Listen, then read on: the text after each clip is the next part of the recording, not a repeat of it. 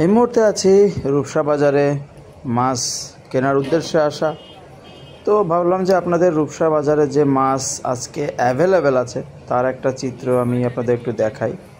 দেখেন কি পরিমাণ ইলিশ মাছ এখন রূপসা বাজারে অ্যাভেলেবেল। আপনারা চাইলে এখানে এসে তুলনামূলক অন্যান্য বাজার থেকে একটু হলেও কমে কিন্তু এই ইলিশ মাছ পেয়ে যাবেন।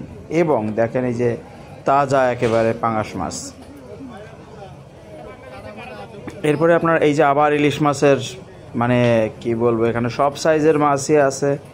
আপনারা 1800-2000 টাকা থেকে কম করে প্রায় 700 টাকার মতো হলেও অনেক ইলিশ মাছ, জাটকা এগুলো পেয়ে যাবেন।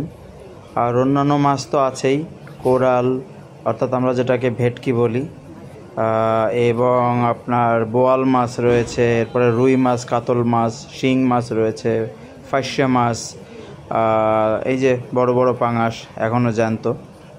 তো এরকম মাছ কেনার জন্য আপনারা রূপসা বাজারে চলে আসতে পারেন। ইলিশ মাছের সমারোহে কিন্তু রূপসা বাজার এখন মানে ময় করছে, কারণ পাশেই আমাদের রূপসা নদী, এখান থেকে আড়তে আসে মাছ। সেই মাছগুলো রূপসা ঘাটের এই বাজারে এসে বিক্রি হয় এবং বেশ কম দামেই বিক্রি হয়।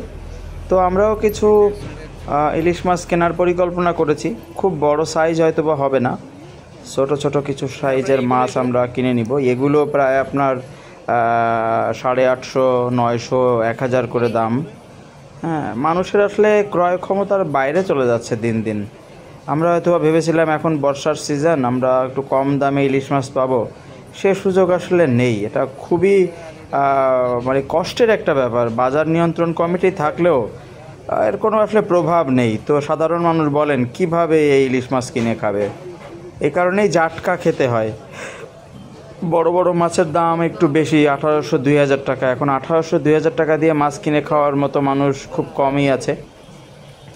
তাই আপনারা যদি একটা কেনেন বা দুইটা কেনেন, তবুও রূপসা বাজারে চলে আসেন, কারণ এখানে আপনারা কম দামে বেশ ভালো এবং তাজা মাছ পেয়ে যাবেন।